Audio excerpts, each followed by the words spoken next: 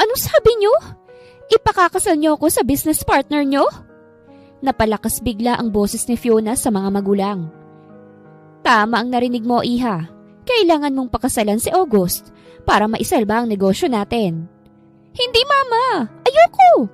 Mariin niyang sagot. Pakiusap naman, anak. Pumayag ka na lang alang-alang sa papa mo. Ikaw lang ang makakasalba sa negosyo natin na ilang taon naming pinaghirapan. Lalo na ang papa mo. Nakikiusap na sabi ng mama niya. Tama ang mama mo, anak. Kung mahal mo kami, papayag ka sa gusto namin. Napatingin si Fiona sa amang nakahiga. Ang payat-payat na nito. Malayong malayo sa dating itsura. Ngayon, 1 taon na lang nalalabi nito sa mundo at iiwan na sila nito. Mahal na mahal niya ang ama. Kung pwede nga lang kung ganun lang kadaling magpakasal sa taong ni Anino hindi pa niya nakikita, ay ginawa na niya. Ang kaso, hindi ganun kadali. Masyadong mahirap ang hinihiling ng mga ito sa kanya. Humiling na lang ho kayo ng iba, Papa. Wag lang yan. Hindi ko kaya. Pag-isipan mong mabuti, Fiona. Para ito sa inyo ng mama mo.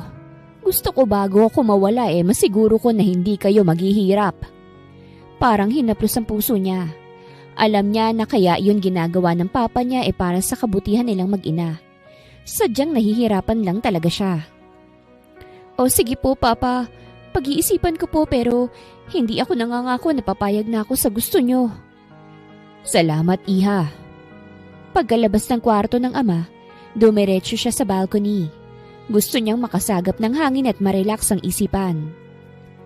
Anong plano mo ngayon, Fiona? Pagbibigyan mo ba si Tito? Napalingon si Fiona nang marinig ang boses ng pinsan. Narinig mo palang pag-uusap namin? Oo naiintindihan ko naman ang nararamdaman mo. Mahirap nga naman talagang magpakasal sa taong hindi mo naman mahal at isa pa kasal ang pinag-uusapan dito. Habang buhay ka nang matatali sa isang kasal na wala namang pagmamahal. Yun na nga, Sandra Ano bang gagawin ko ngayon? Hindi ako sang-ayon sa gusto nila, Papa, pero... Pero ano? Pero ayoko siyang biguin. Alam ko naman kung anong hirap ang pinagdaanan niya para lang mapalago ang negosyo na meron kami ngayon.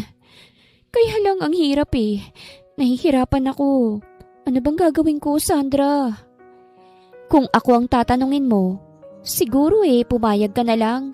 Para naman to sa inyo ni Tite Malay mo, mabait naman si August at baka ma-develop ka sa kanya. May point naman ang pinsan niya. Sa bagay wala namang imposible sa pag-ibig. Pero kung papayag siya sa gusto ng mga magulang, papaano na ang lalaking iniibig niya?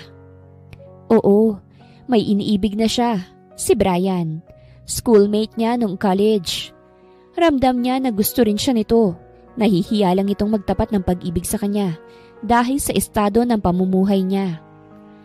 Ayaw naman ni Fiona na mag-first move, kaya't hinihintay na lang niya ang araw kung kailan ito magtatapat ng pag-ibig sa kanya. Napabuntong hininga na lang siya ng malalim. Gulong-gulo ang isipan. Hindi alam kung anong gagawin. Makalipas ang 3 araw nakatanggap si Fiona ng tawag galing sa kaibigang si Jana. Niyayaya siya nitong mag-night swimming sa Laguna. Birthday daw ng kapatid nito. Dahil gusto niyang makapag-relax at pansamantalang kalimutan ang problemang kinakaharap niya, pumayag siyang sumama sa kaibigan. Pagsapit ng hapon ay sinundo siya ni Jana sa kanilang bahay. Kasama nito ang 2 kaibigan nila na sila Ana at Myla. Mabuti naman at pumayag kang sumama sa amin. Promise mag-e-enjoy ka sa night swimming natin. Oo nga gusto ko ring makapag-relax. Mabuting at naalala mo kong yayain. Oo naman, ko pa ba? Saka alam mo ba, Fiona, maraming boys doon. Malay mo, nandun na rin ang para sa'yo. Ay nako, Jana, wala akong panahon sa mga lalaking ganyan. Ang gusto ko lang makapag-relax at mag-enjoy, yun lang. Malamang dahil hanggang ngayon umaasang ka pa rin kay Brian. Singit ni Ana na ikinapula ng mukha niya. Dapat kasi, Fiona, ikaw nang mag-first move.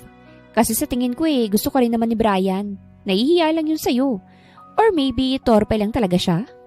Si Myla naman ang nagsalita. Hay nako, kayong dalawa, tigilan niyo na nga ako.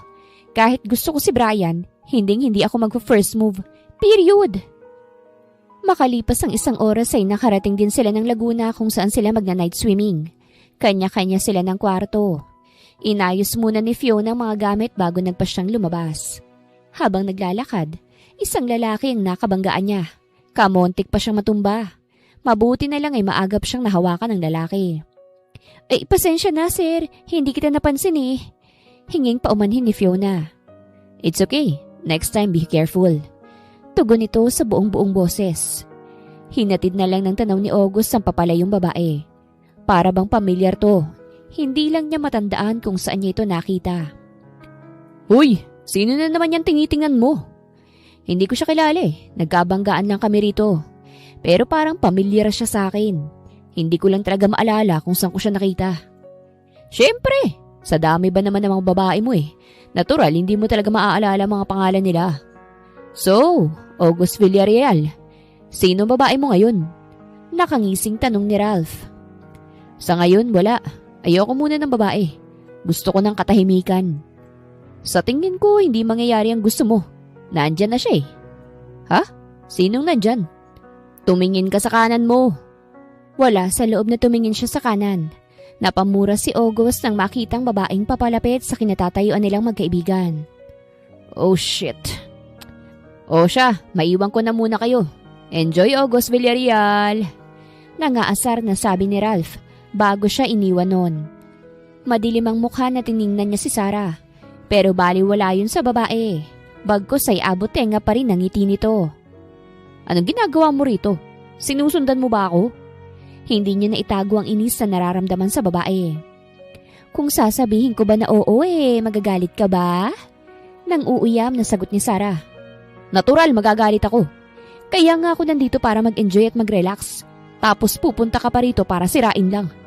My goodness, Sarah. Bumalik ka na nga ng Maynila at hindi kita kailangan dito. No! Dito lang ako, August. Gusto kita makasama. At isa pa, mas mag-e-enjoy ka kung kasama mo ko. Inis niyang tinalikuran ng babae at naglakad palayo. Pero sinundan pa rin siya nito hanggang sa makarating ng kwarto. Bakit ba sinusundan mo pa ako hanggang rito? Ano ba, Sarah? Manhid ka ba o sadyang tanga ka lang? Ayoko na sa'yo. Matagal na tayong tapos. Kaya't utang na loob. Lubayan mo na ako. Sigaw niya sa pagmumukha ni Sarah pero hindi ito natitinag. No, August. Hindi kita lulubayan hanggat hindi tayo nagkakaayos. Nararamdaman ko na hanggang ngayon mahal mo pa rin ako. How many times that I told you na hindi na kita mahal? Na ayoko na sa'yo. Tapos ng lahat sa atin. At ikaw ang sumira ng relasyon natin. Oo na, ako nang sumira. Ako na ang may kasalanan. Hindi mo naman ako masisisi, August. May kasalanan ka rin naman sa nangyari. Kung nakontento ka lang sana sa akin, hindi ito mangyayari. Kaya lang hindi. Gusto mo marami kaming babae sa buhay mo. Gusto mo, iba-ibang putahe ang tinitikman mo. Shut up! Wala kang alam. Wala. Umalis ka na nga, Sarah. Bago ko makalimutang babae ka. Alis! Halos manginig ang buong katawan ni August sa labis na galit sa babae. Sa tanang buhay niya ay ngayon lang siya nagalit ng ganito katindi. Oo, inaamin niya noon na mahal niya si Sarah. Pero sinira nito ang tiwala niya. Nahuli niya itong nakikipagniig sa isa sa mga kabarkada nito. Nang time na yon, halos magdilim ang paningin niya. Kamontik niya pang mapatay ang lalaki. Mabuti na lang at maraming umawat. Kung sakali man ay hindi niya pagsisisihan ang bagay na iyon. Siyang niloko, siya ang biktima. Karapatan niyang ipaglaban ang sarili. Fine! Aalis na ako kung yan ang gusto mo. Pero hindi pa tayo tapos. Babalik ka rin sa akin at sinusumpa ko yan dito at sa harapan mo. Padabog na lumabas ng kwarto si Sarah. Sa labis na galit, naikuyom na lang niya ang dalawang kamao. Nasa ganoon siyang kalagayan ng maabutan ni Ralph. Bakas sa mukha nitong pag-aalala nang makitang itsura niya. Oh, what happened bro? Nag-away ba kayo ni Sarah? Yes. Bakit ganun? Bakit hanggang ngayon pinagpipilitan pa rin niyang sarili niya sa akin?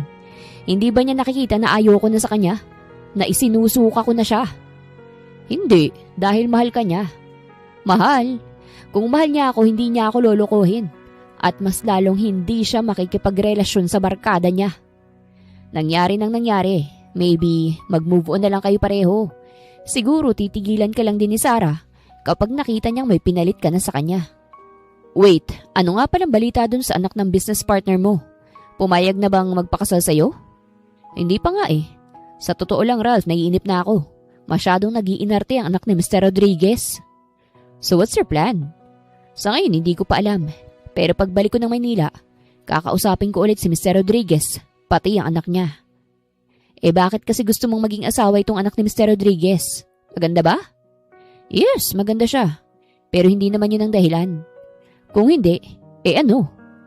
Gusto ko nang magkaroon ng anak at tagapagmana ng lahat ng ari-arian ko.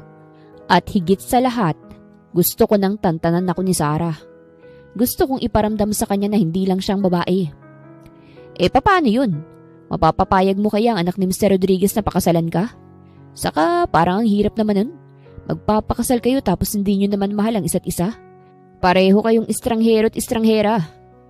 Yeah, mahirap talaga. Pero wala namang imposible. Malay mo, ma-develop kami habang nagsasama. Well, may point ka naman. O siya, sige na. Babalik na muna ako sa room ko. Mamaya na lang. Nang mapag-isa sa kwarto, sunod-sunod na buntong hininga ang ginawa niya.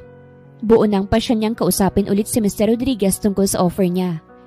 Samantala, nakaupo lang sa gilid si Fiona habang pinapanood ang mga kaibigan na masayang naliligo. Samantalang siya'y tahimik lang at malayong iniisip. Gusto niyang mag-enjoy pero hindi niya magawa. Paulit-ulit niyang naririnig ang sinabi ng mga magulang. Hanggang ngayon, hindi pa rin siya makapagdesisyon kung papayag ba siya o hindi. Kalayaan niya kasi ang nakasalalay rito. Nang mainip, nagdesisyon siyang bumalik ng kwarto.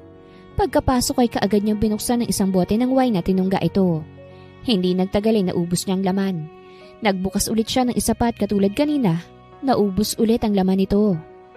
Nakaramdam siya ng pagkahilo, pero hindi niya ito pinansin. Bagkus, lumabas siya ng kwarto para balikan ang mga kaibigan. Pasuray-suray siyang naglakad. Habang naglalakad ay basta na lang siyang natumba't nagdilim ang paningin. Pero bago yun, may narinig siyang boses ng lalaki. Nagising si Fiona sa sinag ng araw na nanggagaling sa bukas na bintana. Nang tingnan niyang suot na relo, ay pasado 10:00 na pala ng umaga. Dali-dali siyang bumangon ngunit napasigaw siya nang makitang lalaking katabi. Wala itong kahit na anong saplot maliban sa kumot na nasa paanan nito. Sigaw niya dahilan upang magising ang lalaki. Nanlaki ang mga mata nang makitang kahubaran niya. Sa labis na inis, pinagbabato niya ito ng unan saka mabilis na binalabal ang kumot na naroroon. Sino ka? Magkasabay pa nilang tanong sa isa't isa. Pwede ba? Huwag mong gayahin ang tanong ko. Sino ka at bakit ka nandito sa kwarto ko? Sandali lang, miss. Huminahon ka nga muna. Mag-uusap tayo ng maayos. Yung hindi nagsisigawan. Paanong hinahon? Tingnan mo nga yung mga itsura natin. Sabihin mo sa akin, anong ginawa mo? Nirape mo ba ako? Nag-aapoy ang mga mata ni Fiona habang nakatingin sa mukha ng lalaki. Of course not! Sinungaling! Kung hindi mo ako nirape, paano mo sa akin ipaliliwanag kung bakit parehas tayo nakaubad? Oo, may nangyari sa atin last night. Pero hindi kita ginalaw ng sapilitan, ano? Hayop ka! Walang hiya ka! Sinamantala mo ang kalasingan ko. Ilang taon kong iningatan ang pagkababae ko. Tapos darating ka para kunin ang walang kahirap-hirap. Nanghihina siyang napaupo sa malamig na sahig. Hindi niya mapigilan ng umiyak. Hindi niya matanggap na sa isang iglap lang, wala ng pagkababae niya. Kinuha ito ng isang estranghero. Wait, let me explain. Unang-una, hindi ko kinuha sa iyo ang pagkababae mo. Kusa mo itong ibinigay sa akin. At sino ba ako para tanggihan ka, no? Sinungaling! Kahit lasing ako, hindi ko yun magagawa. Ang sabihin mo, sinamantala mo kalasingan ko. Di ka na naawa sa akin? Paano na ako ngayon, ha? Oh, really? Gusto mo bang makita na nagsasabi ako ng totoo? Nakangisi siyang tinitingnan ng lalaki. Anong ibig mong sabihin? Anong makitang sinasabi mo? Kinuha ng lalaki ang cellphone na nakapatong sa center table na naroroon. May hinahanap ito. Nang makitang hinahanap, ay inabot to sa kanya. Ano yan? Kinakabahan niyang tanong. Kung gusto mong malaman, panoorin mong mabuti. Bagaman nag-aalangan ay sinunod pa rin ni Fiona ang sinabi ng lalaki. Unti-unti niyang tiningnan ng screen ng cellphone kung saan may videong nakaplay. Halos manlaki ang mga mata ni Fiona nang makitang video. Hindi siya makapaniwala na magagawa niya yun. Inis niyang hinarap ang lalaki na abot tenga ang ngiti. See? Nagsasabi ako ng totoo. Gusto ko lang malaman mo na hindi mo ito kwarto. Kwarto ko ito. Sinungaling ka! Alam kong edited ang video na yan. Makikita mo, idedemanda kita at sisiguraduhin kong mabubulok ka sa bilangguan. Mabilis ang kilos na hinagilap niya ang mga damit. Nang makita, walang pakialam na nagbihis siya sa harapan ng lalaki. Wala na siyang maitatago. Nakita na nito at kinuha ang isang bagay na pinaka-iingat-ingatan niya. Nang matapos ay padabog siyang lumabas ng kwarto nito. Nang makapasok sa kwarto niya, ay kaagad siyang nahiga sa kama. Napaiyak na lang si Fiona nang maalala ang video. Kitang-kita doon na siyang naunang humalik sa lalaki, na naging dahilan upang may mangyari sa kanilang dalawa. Wala siyang maalala sa mga nangyari. Simula nang makauwi ay lalong naguluhan si Fiona. Hindi alam kung anong gagawin lalo na't patuloy ang pangungulit ng mga magulang. Isang hapon, maasinsinan siyang kinausap ng mga magulang. Kinakabahan siya lalo na't seryoso ang mga ito. Ano po bang pag-uusapan natin? Nag-usap na kami ng mama mo at napagdesisyonan namin na hindi ka napipilitin. Kung ayaw mong pakasalan si August, maluwag naman namin yung tatanggapin. Napag-isip-isip namin ng papa mo na unfair nga naman sa'yo. Malaki ka na't may sariling desisyon. Patawarin mo kami anak kung naisipan namin na ipakasal ka kay August. Huwag kang mag-alala at hindi kami galit sa'yo. Salamat po. Salamat po sa pangunawa. Nayakap na lang niya ang mga magulang sa labis na tuwa. Ngayon makakahinga na siya na maluwag. Wala na siyang iisiping problema. Samantala'y nakatanggap ng tawag si August galing sa mag-asawang Rodriguez. Gusto siyang makausap ng mga ito. Pagkagaling sa opisina ay dumiretso na siya sa mansyon ng mga Rodriguez sa Ortigas. Eksaktong 4:00 ng hapon nang dumating siya ron. So, Mr. and Mrs. Rodriguez, kaya niyo ba ako pinapunta rito para sabihin sa akin na pumapayag ng anak niyo na pakasalan ako? Sa totoo lang August ginawa na namin ang lahat para mapapayag siya na pakasalan ka. Pero ayaw talaga ng anak namin. Kaya't nagdesisyon kaming mag-asawa na hindi na matutuloy ang kasal ninyo. What? No! Hindi ako papayag, Mr. Rodriguez. Pasensya na August. Ayaw naman naming pilitin sa isang bagay ang anak namin. Ayaw namin na dumating ang araw na kasusuklaman niya kami. Dahil naging kontrabida kami sa buhay niya. Malumanay na sabi ni Mrs. Rodriguez. I understand, but... Nabitin sa ere ang sasabihin ni August nang bumukas ang pintuan at iluwa ang isang babae. Hindi siya maaaring magkamali. Ito ang babaeng naka one night stand niya. Sino siya? Tanong niya sa mag-asawa. Siya ang anak namin, si Fiona. Sagot ni Mr. Rodriguez. Kapag umaayon nga naman sa akin ang pagkakataon. So ikaw pala si Fiona, ang anak nila Mr. and Mrs. Rodriguez, ang soon-to-be wife ko. Anong sinasabi mo? At saka bakit nandito ka sa pamamahay namin, ha? Magkakilala kayo? Sabay na tanong ng mag-asawa. Bueno, hindi na ako magtatagal, Mr. and Mrs. Rodriguez. May mahalaga pa akong pupuntahan. Pasakay na sana sa kotse si August nang habulin siya ni Fiona. Kaagad nitong iniharang ang katawan sa pintuan ng kotse. Yes? May sasabihin ka ba sa akin? Nang uuyam niyang tanong. Sabihin mo nga sa akin ang totoo. Alam mo ba na ako ang anak ni Lucky at kinuha mo pagkababae ko? Hindi. Pero sa tingin ko, yun ang naging daan upang mapapayag kita na pakasalan na ako. Wow! Ang kapal naman ng pagbumuka mo. Sabihin na natin na makapal nga. Ayos lang. Guwapo naman ako. Hiyak! Hindi lang pala makapal ang pagbumuka mo. Feelingero ka rin pala. Whatever. Sa ayaw at sa gusto mo, papayag ka na pakasalan ako. Dahil kung hindi ano? Ilalabas ko lang naman sa social media ang video natin. Kaya't mamili ka, Miss Fiona Rodriguez. Hindi na hinintay ni August na makasagot si Fiona. Mabilis na siyang sumakay sa kotse at pinaandar ito. Sa halip na umuwi ng bahay ay tinawagan niya si Ralph at niyayang uminom. Nagkita sila sa isang bar sa Makati. "What's up, bro?" "May sasabihin ako sa'yo. Tiyak na magugulat ka." Paninimula niya. "Okay, ano ba yun at tungkol saan?" "Naalala mo ba yung babaeng kinuwento ko sa'yo? Yung naka one night stand ko sa Laguna." "Oh, bakit? Ano naman ang tungkol sa kanya?" "Siya lang naman palang anak ng mag-asawang Rodriguez. Now I know kung bakit siya pamilyar sa akin." "Wow! Really? Small world. O so ano nangyari?" "Ayaw pa rin niyang pumayag na magpakasal sa akin.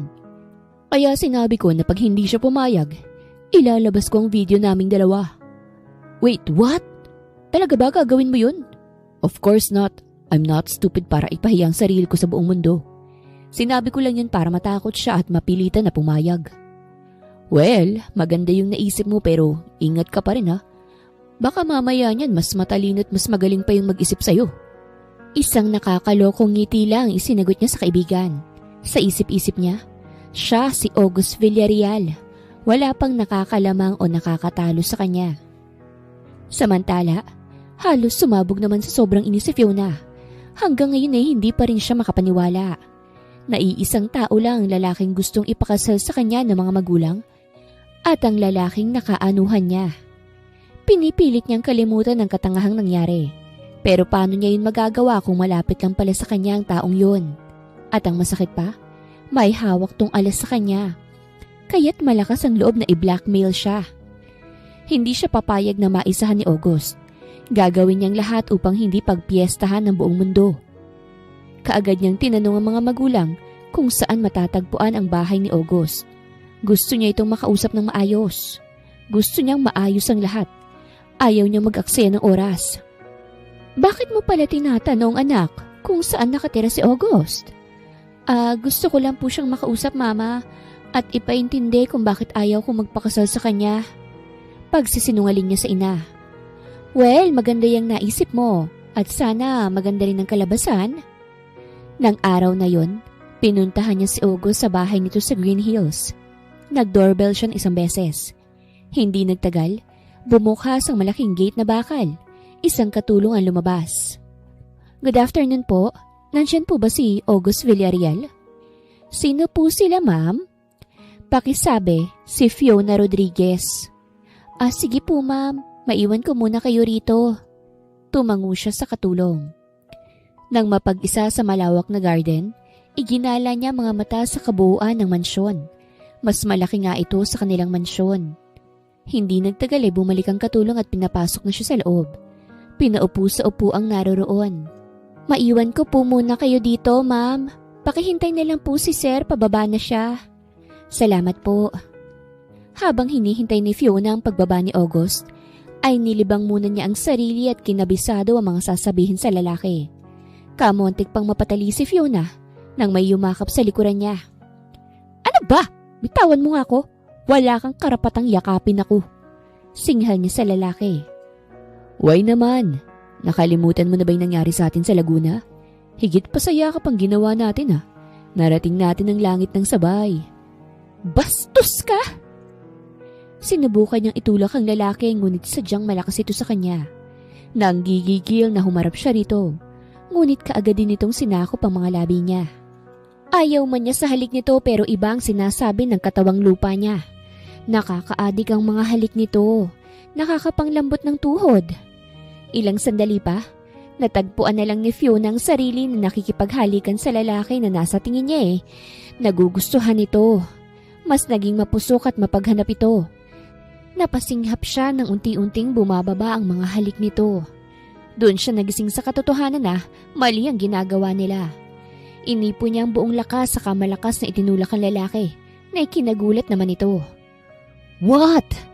Yamot nitong sabi. Halatang nabitin sa naumpisahan nila. "Hindi ako nagpunta rito para makipaglaro ng apoy. Nagpunta ako para sabihin na hindi magbabago ang desisyon ko. At huwag mong gagamiting alas sa akin yung video na hawak mo."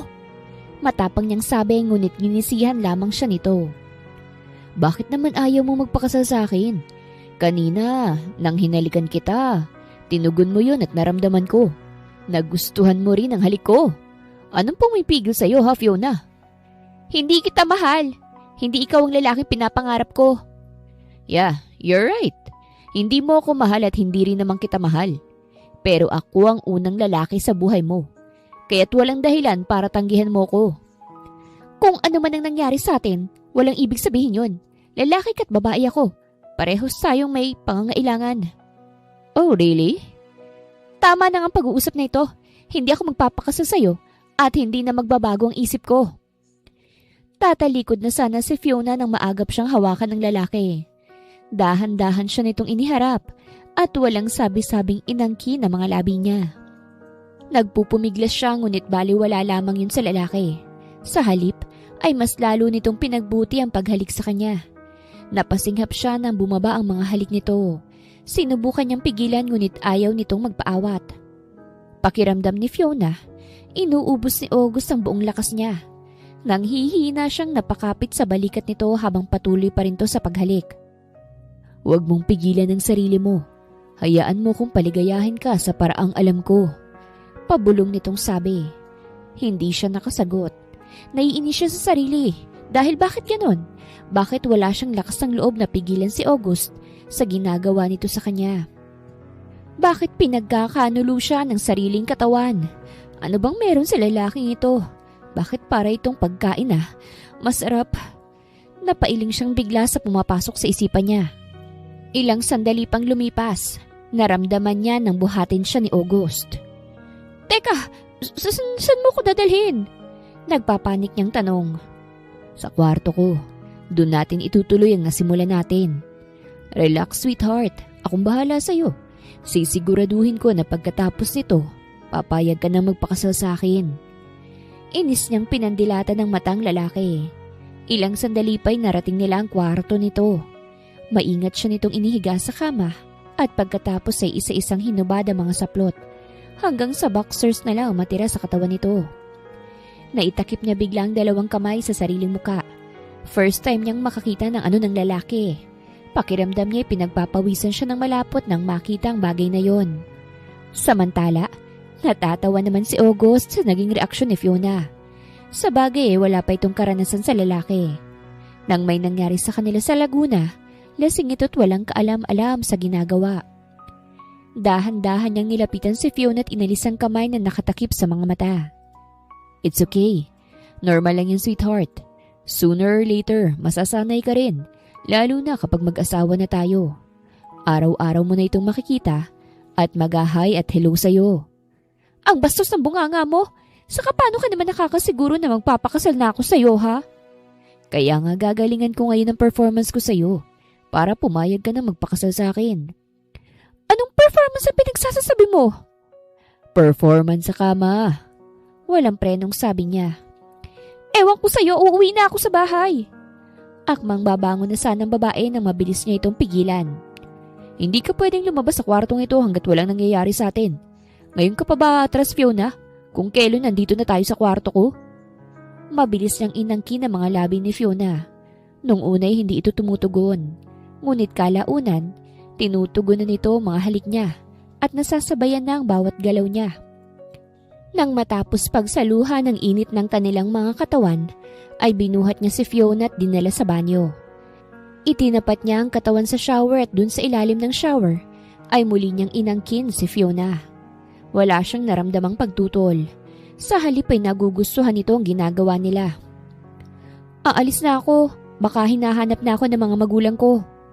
Okay, ikaw ang bahala. So ano, Fiona? Aasikasuhin ko na ba ang kasal natin? Ikaw ang bahala. Great! Gusto ko nang makasal tayo sa lalong madaling panahon. Pagkaalis ni Fiona, siya namang pagdating ni Ralph. Tiningnan siya nito ng nakakaloko. Anong ginagawa ni Fiona dito, ha? Wala naman, maliban lang sa naglaro kami ng apoy sa ibabaw ng kama ko. What? You mean may nangyari ulit sa inyo? Yes! At napapayag ko na rin siyang pakasalan ako. Wow, bro! Ikaw na talagang magaling sa mga babae. Siguro pinagod mo ng sobra si Fiona, no? Hindi naman masyado. Slight lang. Natatawa niyang sagot. Oh, Kaz, ba't umiinom ka? May problema ka ba? Maupo ka nga, Sandra. Saluhan mo kung uminom. Bakit ka ba kasi umiinom? Ano bang problema mo? Naalala mo, di ba? Gusto kong ipakasal sa business partner nila. Oo, pero di ba okay ngayon? Bakit nagbago ba ulit ang isip nila? Hindi. Ako ngang may kasalanan, Sandra eh. Nang sumama ako na mag-night swimming kila Jana, may naka-one night stand ako roon. What? Sino? Nakilala mo ba? Hindi ko siya kilala pero kahapon nagpunta siya rito sa bahay at nalaman ko na siya pala si August Villarreal. Ang lalaking gustong ipakasal sa akin nila, Papa. Oh my goodness. Small world.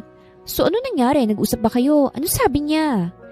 Gusto niyang ituloy pa rin ang kasal dahil sa oras na tumanggi ako, ipapakalat niya yung video namin. Ano? May video kayo? Smiyo naman, Fiona, ang laking problema nitong pinasok mo. Malay ko ba namang siya yun? Na habang nag-aanuhan kami, kinukuhanan niya ng video. So ano nga nangyari? Naayos mo ba yung problema? Pinuntahan ko siya kanina sa bahay niya para kausapin. Pero iba yung nangyari eh. May nangyari ulit sa amin, Sandra. Hindi lang isang beses, kung hindi dalawa. Naiiyak niyang kwento sa pinsan. Grabe ka, Kas. Ang rupok mo naman. Siguro sobrang yaman nitong si August kasi bumigay ka ulit sa kanya eh. Saglit siyang natahimik sa sinabi ni Sandra. Tama naman to. Sobrang yaman nga naman talaga ni August. At hindi lang yon. Magaling din itong makipaglaro sa ibabaw ng kama. At siya naman si Marupok, nagpadala sa gusto nito. Kahit ayaw niya ay kailangan niya magpakasal. Wala na siyang mukhang maihaharap sa lalaki. Naangkin na siya nito ng 3 beses. Ayaw naman niyang mabuntis ng walang amang anak niya.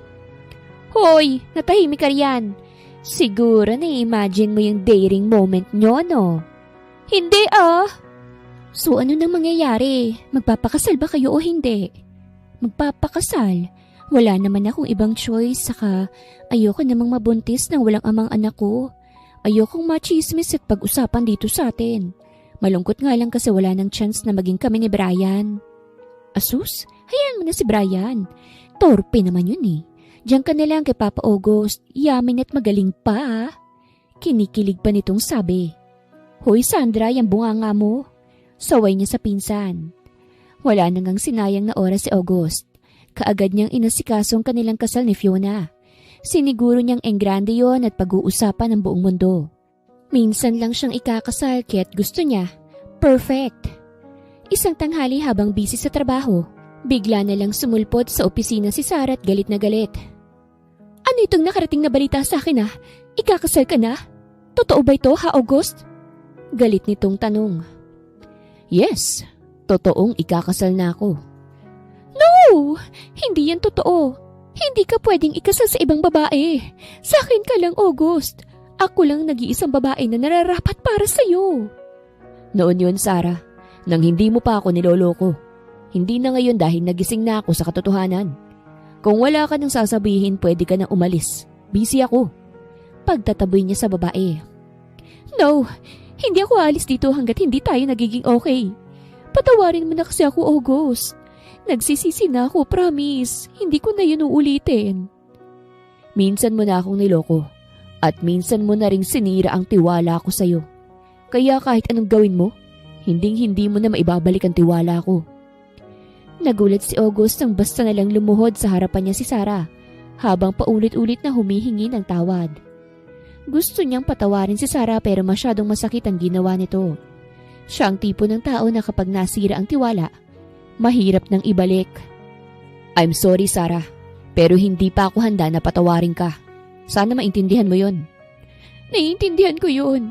Ang hindi ko lang maintindihan kung bakit ka magpapakasal sa ibang babae. Naaalala mo pa ba? Ako yung pinangakuan mo noon ng kasal eh. Kaya hanggang ngayon umaasa pa rin akong matutupad ang pangako mo na yun. Yeah, you're right. Pinangakuan nga kita ng kasal dahil akala ko tapat ka sa akin. Pero hindi pala. Saglit lang akong nawala. Pinagpalit mo ko kagad sa iba. At sa barkada mo pa talaga. Na pinagsisisihan ko hanggang ngayon. Please naman ayusin natin to. Kalimutan na natin ang mga nangyari noon oh. Magsimula ulit tayo. At this time, sinisiguro ko na hindi na kita lolokohin. Please give me another chance. Promise. Last chance na ito, basta't pagbigyan mo lang ako. It's too late. Ikakasal na ako at wala na tong atrasan. Hindi ko ito matatanggap. Kung hindi ka rin lang magiging akin, walang sino man ang babaeng pwedeng makinabang sa'yo. Hindi ako papayag na maging masaya kayo habang ako'y talunan at sugatan. Yun lamang at padabog na lumabas ng opisina niya si Sarah. Naiiling na lang si August. Kinahapunan, pagkagaling sa trabaho ay sinadya niyang puntahan si Fiona sa bahay ng mga ito. Nadatnan niya itong naliligo sa swimming pool. Napalunok siyang bigla nang masilayan ang kabuuan nito. Naligaw ka ata rito. Hindi ako naligaw. Nagpunta talaga ako rito para makita ka. Next month na ang kasal natin kaya't ngayon pa lang, ihanda mo ng sarili mo para sa akin. Pinanlisikan lang siya nito ng mga mata. Ikaw lang naman ang may gusto ng kasal nito, hindi ako. Wala ka nang magagawa, Fiona. Akin ka na at pag-aari na kita. Tanggapin mo na lang na ito na ang kapalaran mo, ang maging Mrs. August Villarreal. Kahit kailan, hindi ko matatanggap na maging asawa ka. Magpapakasal ako sa'yo hindi dahil gusto kita, kung hindi dahil wala akong ibang choice. Tatalikuran na sana siya ni Fiona ngunit maagap niyang iniharang ang katawan sa daraanan nito. Pinagmasdan niya ito mula ulo hanggang talampakan. Napakaganda talaga nito lalo na sa malapitan. Walang lalaki ang hindi mahuhumaling sa angkin nitong alindog at isa na siya ron. Bakit ganyan ka makatingin sa akin? May nagsabi na ba sa'yo kung gaano ka kaganda at ka-sexy? Marami na. Ba't mo naman naitanong? Hanggang paghangat pagtingin na lang sila sa'yo. Dahil yung katawan mo, pag-aari ko na. At ang pag-aari ni August, hindi pwedeng hawakan ng kahit na sino. Hindi mo ako pag-aari, August Villarreal. Magpapakasal lang tayo at tanging kapirasong papel lang mag-uugnay sa ating dalawa. Hindi niya nagustuhan ang huling salitang binanggit ni Fiona. Mabilis niya itong hinapit sa balikat, dahilan upang magkadikit ang kanilang mga katawan. Napako ang tingin niya sa labi nitong waring nagaanyaya na halikan niya. Wala siyang inaksayang sandali. Mabilis niyang sinakop ang mga labi nitong nakaawang. Hindi naman nagtagal ang halik na yon. Nagulat na lang siya nang sampalin siya nito ng kay lakas, na halos ikatabingin ang mukha niya. Bakit mo ko sinampal? Nagtatanong ka pa kung bakit kita sinampal? Kasalanan mo naman. Sa susunod na halikan mo ulit ako, hindi lang sampal ang ipapatikim ko sa'yo. Ayos lang sa akin kahit sampalin mo ko ng paulit-ulit. Basta matikman ko lang matamis mong mga labi. Bastos! Manyakis! Nanggigigil naman sa inis si Fiona sa ginawang paghalik sa kanya ni August. Naiinis siya sa lalaki, masyadong feeling at mahangin. Pagpasok sa banyo'y napatingin siya sa malaking salamin ng naroroon. Wala sa loob na hinawakan ng labi na kanina lang ay hinalikan ni August. Sa totoo lang, masarap tong humalik at nagugustuhan niya rin ang mga halik nito. Pero hanggang dun lang yon. Si Brian pa rin ang gusto niya at hindi na yon magbabago. Araw ng linggo. Pagkatapos magsimbay dumaan muna siya ng mall. Balak niyang mag-shopping nang sa ganun ay malibang siya. Habang namimili sa department store, narinig niyang may tumawag sa pangalan niya. Nang lingunin niya kung sino to ay si Brian pala. Brian?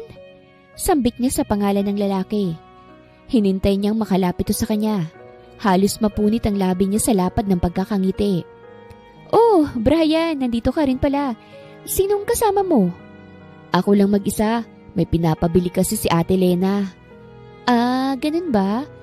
Ikaw, sinong kasama mo? Ako lang din mag-isa eh. Galing ako sa simbahan tapos dumiretso ako rito. Kung hindi ka nagmamadali, pwede ba kitang ayaing mag-snack? May treat. Oo naman, sige. Thanks. Pumasok sila sa isang sikat na coffee shop.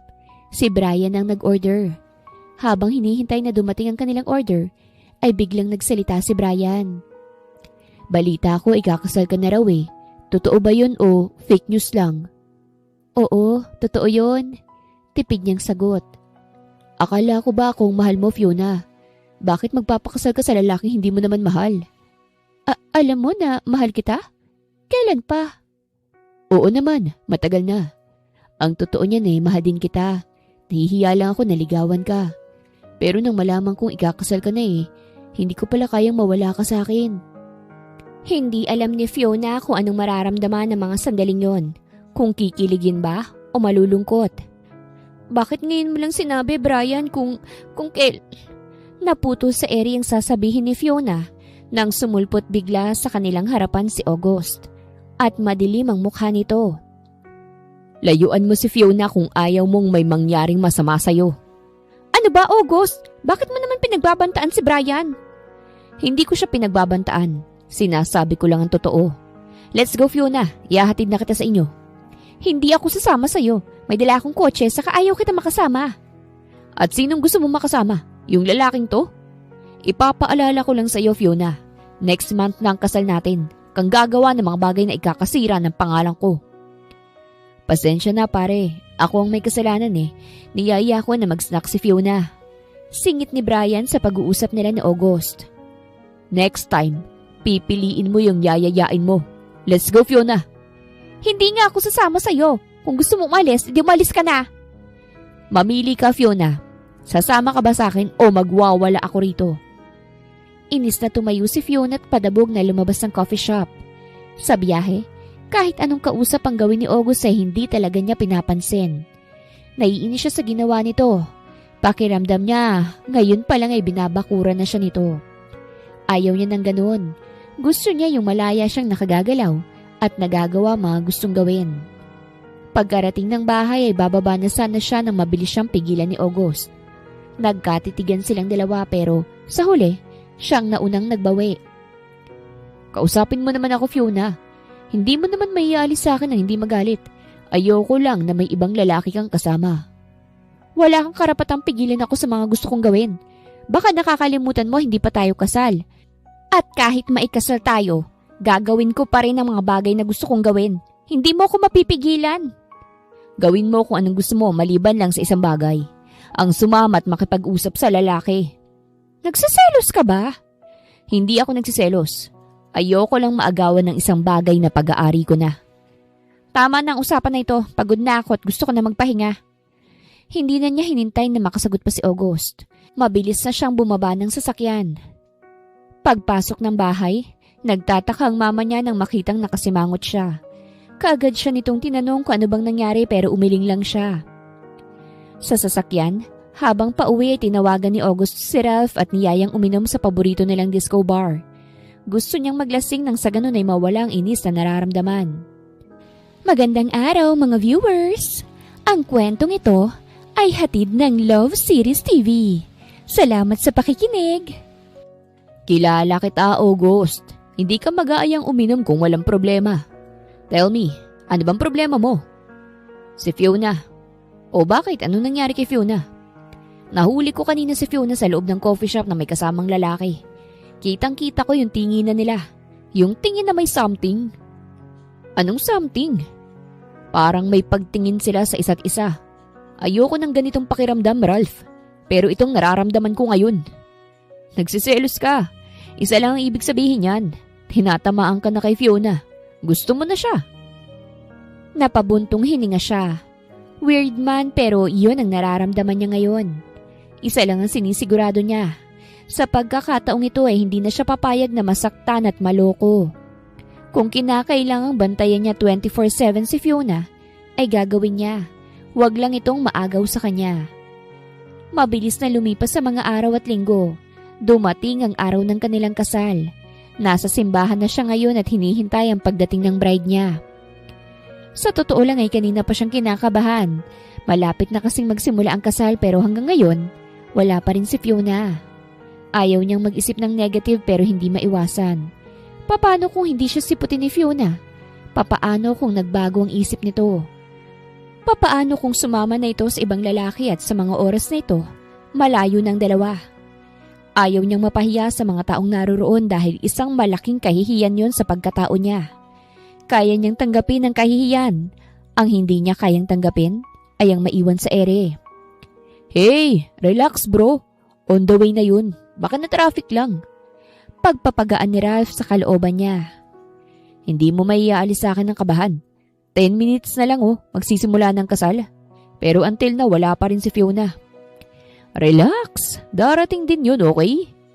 Ayokong mag-isip ng kung ano-ano, pero hindi ko maiwasan. Oh, ayun na pala yung bride mo eh. Turo ni Ralph. Nakahinga siya ng maluwag nang makita si Fiona. Hindi niya maiwasan ang hindi humanga kay Fiona. Napakaganda nito ngayon sa suot na wedding dress. Nang magtagpo ang kanilang mga matay, nginitian niya ito.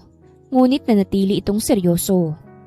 Habang kinakasal sila, ay lumilipad naman ang isip ni Fiona. Wala siyang maintindihan sa sinasabi ng pare. Kanina nga'y nagdadalawang isip siya na pumunta sa simbahan. Pero kinausap siya ng mga magulang. Dahil dito, nagbago ang isip niya. Nang tingnan niya si August ay nakangiti ito at mabilis lang sumagot ng I do, na para bang gusto nitong nangyayaring kasal ngayon. Dahil dito, mas lalo siyang nahulog sa malalim na pag-iisip. Narinig na lang niyang nagpalakpakan ng mga taong naroroon, na ang ibig sabihin, tapos na ang kasal. Humarap sa kanya si August at ginawaran siya ng halik sa pisngi. Nang matapos ang kasal, ay dumiretso na sila sa hotel kung saan ang venue ng reception. Maraming bisitang nandoroon. Isa-isa siyang pinakilala ni August sa mga bisita. Maghahating gabi na nang makauwi sila sa mansyon ni August. Pagpasok ng kwarto, dun lang ito nagsalita. Mauna ka nang mag-shower, may tatawagan lang ako sa baba. Hindi siya sumagot. Masanay ka na rito dahil simula ngayon, ito na ang bagong bahay mo kasama ako. Ilang taon tayong magsasama bilang mag-asawa. Hanggang sa huling hininga natin dito sa mundo. Akin ka na, Fiona. Asawa na kita ngayon at pag-aari na kita. Kahit kailan hindi mo ako magiging pag-aari. Mag-asawa lang tayo sa papel at hindi mo mababago ang katotohanan na yon. Hindi na ito umimik. Sa halip, tahimik tong lumabas ng kwarto habang siya'y naiwang nakatayo. Nagpasya siyang maupo sa kama at pinagmasdan ang buong kwarto. Malaki at maaliwalas. Kumpleto sa mga kagamitan. May mga painting na nakasabit. May picture frame din dun si August kasama ang parents nito. Hindi nagtagal ay bumalik si August sa kwarto. Tinapunan siya nito ng malalim na tingin. Bakit hindi ka pa rin nagsha-shower? Mauna ka na lang, mamaya na ako. Kung ganon, sabay na tayo. Hindi na, mauna ka na. Hindi ako sanay na may kasabay mag-shower. Well, masanay ka na. Dahil simula ngayon palagi na tayong sabay mag-shower at maligo. Nanlaki ang mga mata ni Fiona nang buhatin siyang bigla ni August at dalhin sa banyo. Kahit na anong gawin niyang pagtanggi ay hindi talaga ito pumayag. Wala siyang nagawa kung hindi ang mag-shower na kasabay ito. Nakaramdam siya ng pagkailang. First time niyang mag-shower nang may kasabay at lalaki pa talaga. Kamontik pa siyang mapatili nang hawakan itong magkabilang balikat niya. Naramdaman niyang may kasamang pagnanasa ang mga tingin nito sa kanya. Napakaganda mo talaga, Fiona. Sa Laguna pa lang naagaw mo ng pansin ko. Akin ka lang, Fiona. Walang sino man ang makakaagaw sa'yo sa akin. Mahina nitong sabi, sapat upang marinig niya.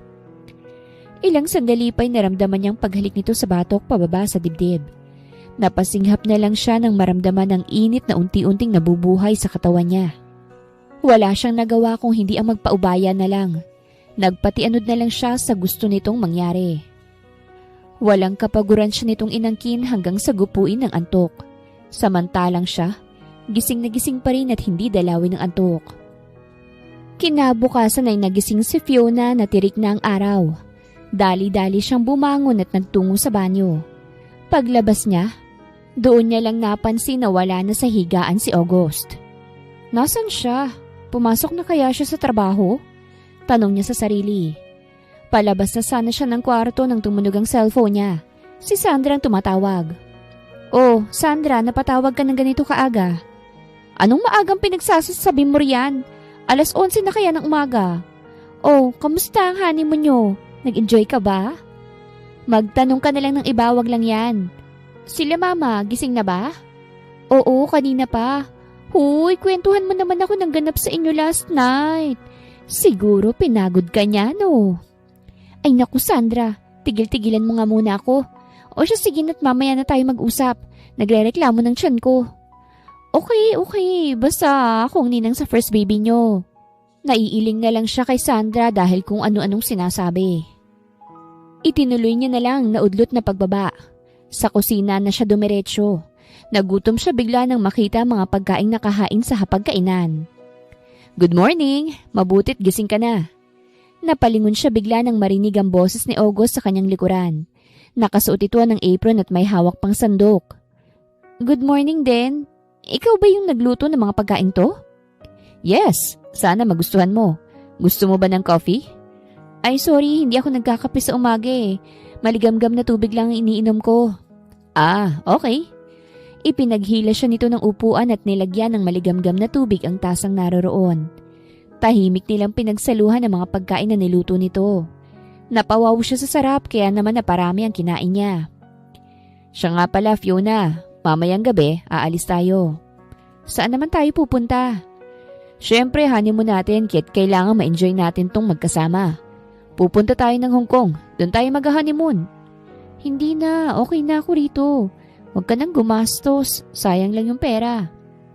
Hindi sayang ang pera. Saka marami tayong pera. Lahat pwede nating bilhin. Ikaw ang bahala. Walang buhay niyang sagot. After natin mag-breakfast, pupunta muna ako sa opisina.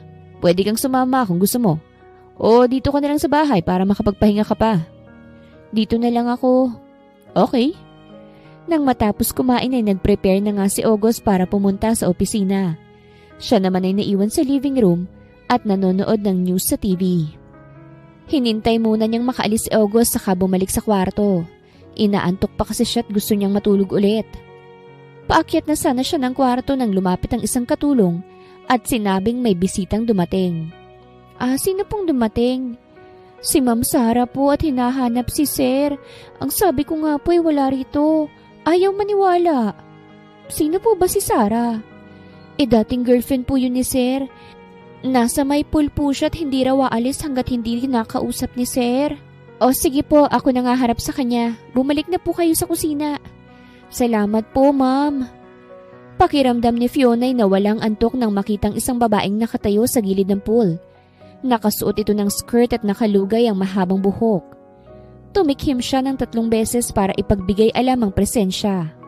Nilingon siya nito at pinagmasdan ng matagal. And who are you? Ako si Fiona. Fiona who? Mrs. Fiona Rodriguez Villarreal, ang asawa ni August. Nakaramdam siya ng inis sa babae, lalo na nang taasan siya nito ng kilay. Oh, ikaw palang laruan ni August? I'm Sarah Rosales, girlfriend ni August. Excuse me, ang sabi ko asawa ni August, hindi laruan. Laruan ka lang niya, dahil akong mahal niya at akong pakakasalan niya. I'm sure na peke lang naman ang kasal niyo. Hindi peke ang kasal namin. Wala rito si August, kung gusto mo siya makausap, nasa opisina siya. Doon mo siya puntahan at hindi rito. Alam niyang kabastusan pero naiinis talaga siya sa babae. Inis niya itong tinalikuran ngunit maagap nitong hinawakan ng isang kamay niya. Sandali nga! Huwag mo akong tatalikuran pag kinakausap pa kita. Makinig ka sa akin. Laruan ka lang ni August.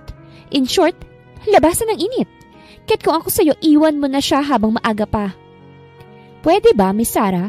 Kung wala kang matinong sasabihin, umalis ka na. Pagtataboy niya sa babae. Napasigaw na lang si Fiona nang itinulak siya ng babae sa pool. Hindi pa nakontento at lumusong ito sa tubig at sinabunutan siya. Itong ilagay mo riyan sa kukote mo. Sa akin lang si August. Ako lang nagmamay-ari sa kanya. Inipo niyang buong lakas saka itinulak ang babae. Pero ayaw nitong tumigil. Sinugod ulit siya nito at pinagsasampal. Hindi naman siya papayag na saktan lang ng kung sino. Sinuntok niya ito sa sikmura dahilan upang mapasigaw ito sa sakit. Mabilis siyang umahon sa pool at pumasok na sa bahay. Pagsapit ng hapon ay dumating si August na may dalang isang bouquet at iniabot sa kanya. Para sa naman ang mga bulaklak na ito? Para sa iyo, asawa ko. Ganun ba? Akala ko suhol mo kasi sinugod ako rito ng babae mo. Sinong babae ko? Wala akong ibang babae. Ikaw lang. Sinungaling. Hindi naman ako aawayin ng ganun ni Sarah kung hindi mo siya babae. Alam mo ba kung ano sinabi niya sa akin? Girlfriend mo raw siya, tako ang laruan mo. Labasan ng init at peke ang kasal natin. No, hindi yan totoo. Nagsisinungaling lang siya. Oo, dati ko siyang girlfriend pero matagal na kaming naghiwalay. At kasalanan niya yun. Niloko niya ako at nakipagtalik pa siya sa ibang lalaki. Tungkol naman sa atin, Totoo ang kasal natin kahit itanong mo pa sa parents ko. Ewan ko, naguguluhan ako. Hindi mo kailangang maguluhan basta sa akin ka lang maniwala. Siya nga pala, naghanda ka na ba ng mga dadalhin mo mamaya? Sorry pero hindi ako sasama. Huwag mo na akong pilitin. Buo ng desisyon ko at hindi na yan magbabago. Dahil ba sa nangyari? Okay, I understand. Hayaan mo, kakausapin ko bukas si Sarah. At pinapangako ko, hindi ka na ulit niyang masasaktan. Wala naman akong pakialam kung babae mo siya at kung peke ang kasal natin. Pero sana sinabi mo sa akin para hindi ako nagugulat at sinusundo dito ng babae mo. Hindi ko nga babae si Sarah. Ikaw lang ang babae ko at sapat ka na sa akin. Hindi siya kumibo. Nanatili lang siyang nakaupo. Maya-maya ay tumayo siya at lumabas ng kwarto pero sinundan siya ni August. Saan ka pupunta? Uuwi na muna ako sa amin. Siguro, doon muna ako ng mga ilang araw. What? Iiwan mo ako rito mag-isa? Wow, ang OA ng reaksyon mo ah. Bakit? Dati ka namang nag-iisa rito ah. Dati yun, hindi na ngayon. Saka magkaiba yun. Hindi ako papayag na iwan mo ako rito. Baka nakakalimutan mo, kakakasal lang natin ha. At may obligasyon ka sa akin. Dapat kung nasan ka, nandun din ako. Anong ibig mo sabihin? Sasama ako sa'yo. Napairap na lang si Fiona sa sinabi ni August. At mukhang hindi nga ito nagbibiro. Wala ngang nagawa si Fiona kung hindi ang isama ito sa kanila. Tuwang-tuwa pang mga magulang niya nang makita sila. Saglit silang nagkwentuhan sa living room. Nang matapos, umakyat na siya sa kwarto niya. Oh, ba't nandito ka? Kung gusto mo magpahinga dun ka sa guest room. Mataray niyang sabi. May mag-asawa bang magkahiwalay ng kwarto? Saka honeymoon pa natin ah. Mag-honeymoon kang mag-isa. Fiona, please wag na tayong mag-away. Ayoko ng ganito. Promise bukas kakausapin ko si Sarah at hindi na mauulit ang nangyari kanina. Please pagkatiwalaan mo naman ako bilang asawa mo. Isa lang naman ang gusto ko ang maging masayang pagsasama natin. Kung gusto mong matulog dito sa kwarto ko, diyan ka sa sofa. Pero kung ayaw mo naman, o edi dun ka sa guest room. Kinabukasan bago pumasok sa opisina, ay pinuntahan muna niya si Sarah sa kondo nito. Abot tengang ngiti nito nang makita siya. Sinasabi ko na nga, be, hindi mo ako matitiis. Babalikan mo rin ako. Hindi ako nagpunta rito para balikan ka. Nandito ako para kausapin ka tungkol sa ginawa mo kay Fiona. Sa susunod na saktan mo pa ulit siya, ako ang makakalaban mo. Kilala mo ako, Sarah. Masama akong magalit. Sa tono ng pananalita mo parang sinasabi mo sa akin mahal mo ng babaeng yun Tama ba ako ha, August? Mahal mo na ba ang babaeng yun? Hindi ko lang siya mahal. Kung hindi mahal na mahal. Kaya't utang na loob, tigilan mo na ako. Maraming lalaki, hindi lang ako. Umanap ka na lang ng para sa'yo. Huwag mo na akong guluhin. Hindi. Ikaw lang ang nag-iisang lalaki na minahal ko ng ganito. At hindi ako papayag na mapunta ka sa iba. Kung gusto mo gawin mo akong kabit, ayos ang sakin. Basta makasama lang kita. Kilabutan ka nga sa mga sinasabi mo. Mahal kong asawa ko at hindi ko siya lolokohin. Bakit, August? Hindi mo ba namimiss sa mga halik ko? Ang mga haplos ko sa katawan mo. Kasi ako namimiss ko na yun. At gusto kong maramdaman ulit. Lalo na ang init ng iyong katawan. Isa-isa nitong inalis ang pagkakabutonis ng suot na pantulog. Hanggang sa underwear na lang ang matira. Hindi mo ba namimiss ang katawang to?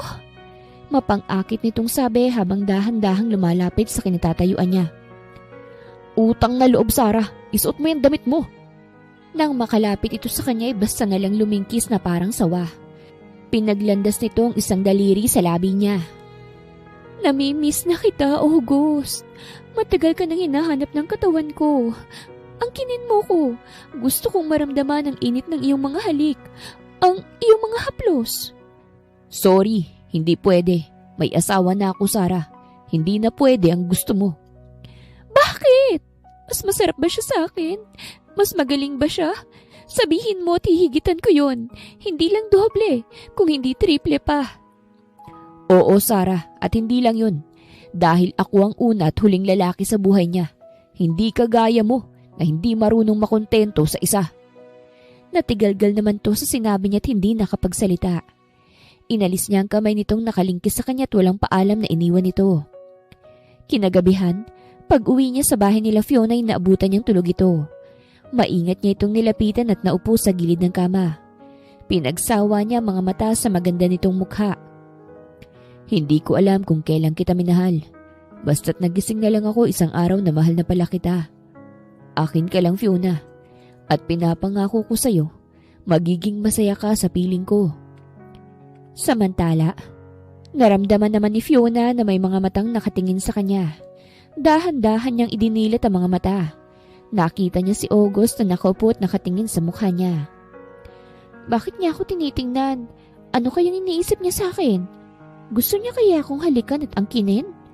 My goodness, Fiona, ang dumi naman ng isip mo. Singhal niya sa sarili. Maya-maya'y naramdaman niyang gumalaw ang kama ng ibig sabihin. Umalis na sa pagkakaupo ang lalaki. Nagkunwari siyang kagigising lang. Nakita niya itong nagpapalit ng damit pang bahay. Nginitian siya nito. Mabutit gising ka na. Gusto sana kitang ayaing mag-dinner sa labas eh.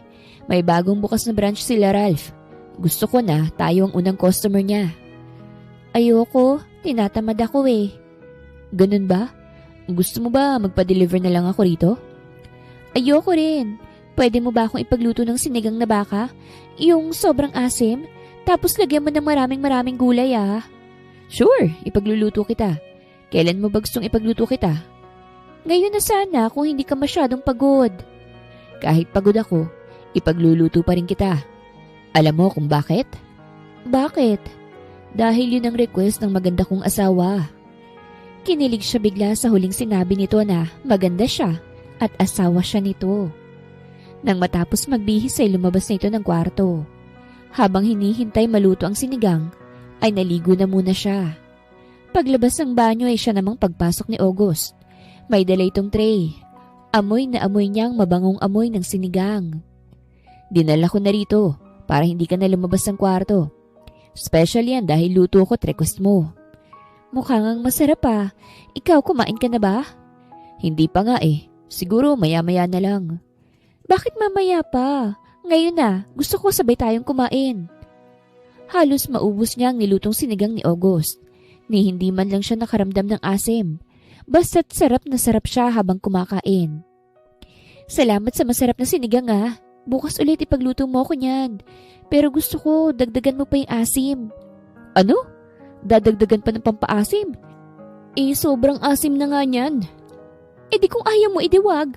Kay mama na lang ako magpapaluto. Hindi naman sa ayaw. Ang sinasabi ko lang, shh! Ayaw ko nang makarinig ng ingay. Lumabas ka na nga sa kwarto ko at huwag kang babalik rito hanggat hindi ko sinasabi. Inis niyang tinalikuran ng lalaki at nagtungo sa balcony. Naiiling na lang na lumabas ng kwarto si August. Akala pa naman niya'y ayos na silang dalawa. Pero nang dahil sa sinigang, nainis pa ito sa kanya. Tama naman kasi siya. Sobrang asim na ng sinigang na niluto niya. Tapos gusto nito dagdagan pa niya ng asim. Baka ang mangyari hindi na makain sa sobrang kaasiman. Nagpalipas muna siya ng ilang oras sa living room. Nang hindi pa rin siya tinatawag ni Fiona, ay nagpa siya siyang doon na lang matulog.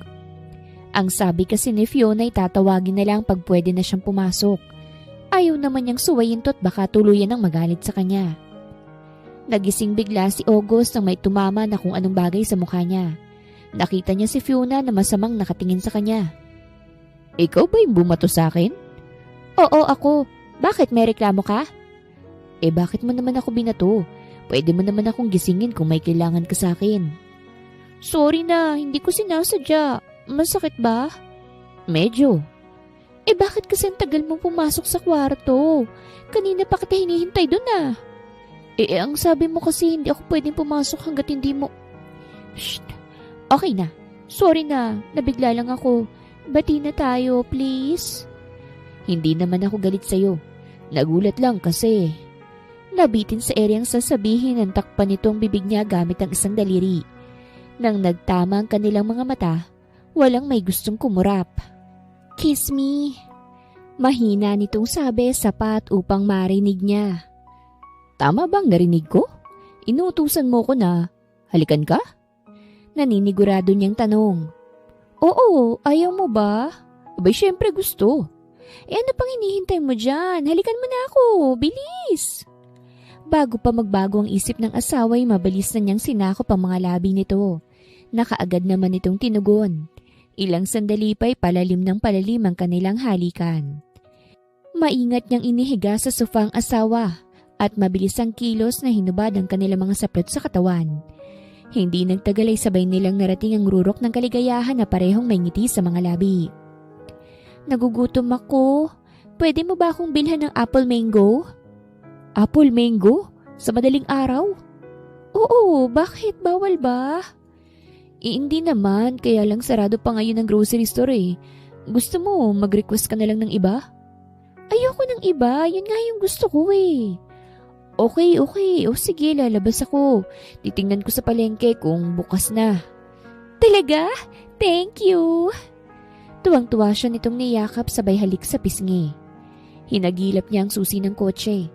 Habang binabaybay ang tahimik na daan, tinawagan niya si Ralph na kaagad naman itong sinagot. Napatawag ka bro. Kaagad nitong bungad sa kabilang linya. May apple mango ka ba dyan sa bahay mo? Meron. Bakit? Aanin mo ba? Hindi ako. Si Fiona. Gusto kumain ng apple mango na ganitong oras. Alam mo, nawiwirduhan na ako sa kanya ngayon. Una, sinigang na baka na, sobrang asim. Ngayon naman, apple mango sa madaling araw. Ewan. Nako, isa lang ang ibig sabihin yan. Buntis ng asawa mo't naglilihi siya. Ano sabi mo? Buntis si Fiona? Oo. Yun ang mga sign ng naglilihi. O siya, sige na, pumunta ka na rito at kunin mo itong apple mango. Thanks bro! Habang nagdadrive pabalik ng bahay, ay hindi mawala-wala ngiti sa mga labi niya. Ngayon pa lang isabik na siyang malaman kung buntis nga ba si Fiona. Abot tenga naman ang ngiti ni Fiona nang makitang may dalang apple mango ang lalaki. Mabutit na kabili ka nito. Galing yan kay Ralph. Mabuti na lang talaga't may stock sila ng apple mango. Siya nga pala Fiona, may gusto sana akong itanong sa'yo eh. Anong itatanong mo? Buntis ka ba? Paano mo nalaman? Nakita mo bang results ng check-up ko? So buntis ka nga? Tumango ito bilang tugon. Yes, magiging daddy na ako. Teka, August, huwag kang maingay. Baka magising sila mama at papa, pati ang mga households. Nakakahiya. Saway nito sa kanya. Ayos lang yun. Masaya lang ako dahil sa wakas magiging daddy na ako. I love you, Fiona. Mahal mo ko? Turo niya sa sarili. Yes, matagal na. Ikaw ba? Mahal mo ba ako? Balik tanong nito sa kanya. Oo, matagal na rin. Ang akala ko nga noon hindi kita mamahalin. Pero nagkamali ako dahil nagising mo ang natutulog kong puso. Nahihiya niyang pag-amin. Ano itong naririnig namin Buntis! Sino ang buntis? Tanong ng mama niya na mukhang nagising sa ingay nilang dalawa. Ako po mama, 3 weeks na akong buntis. Kagagaling ko lang sa klinik nung nakaraang araw. Talaga, iha? Ay, buntis ka na? Ay naku, tiyak na matutuwa itong papa mo. Matagal na naming pangarap ang magkaroon ng apo. Opo mama. Teka muna't ibabalita ko lang sa papa mong magandang balita Nang maiwan silang dalawa sa living room, ay basta na lang siyang niyakap ng asawa at pinaliguan ng maliliit na halik sa pisngi. I love you asawa ko. Salamat sa Panginoon at dumating ka sa buhay ko. Akala ko noon tuluyan na ako mag-iisa doon. Ganyan din ako. Akala ko nga noon si Brian ang para sa akin pero hindi pala. Kasi meron siyang nilaan na lalaki para sa akin at ikaw yun. Hindi man magandang simula natin, magtatapos naman tayo sa masaya at punong-puno ng pagmamahalan. Mahal na mahal kita, Mr. August Villarreal. Mas mahal kita asawa ko. Yun lamang at mabilis na nitong sinakop ang mga labi niya. Ilang sandali pa, parehas na silang walang saplot at handa ng namnamin ang init ng kanilang pagmamahalan. Wakas.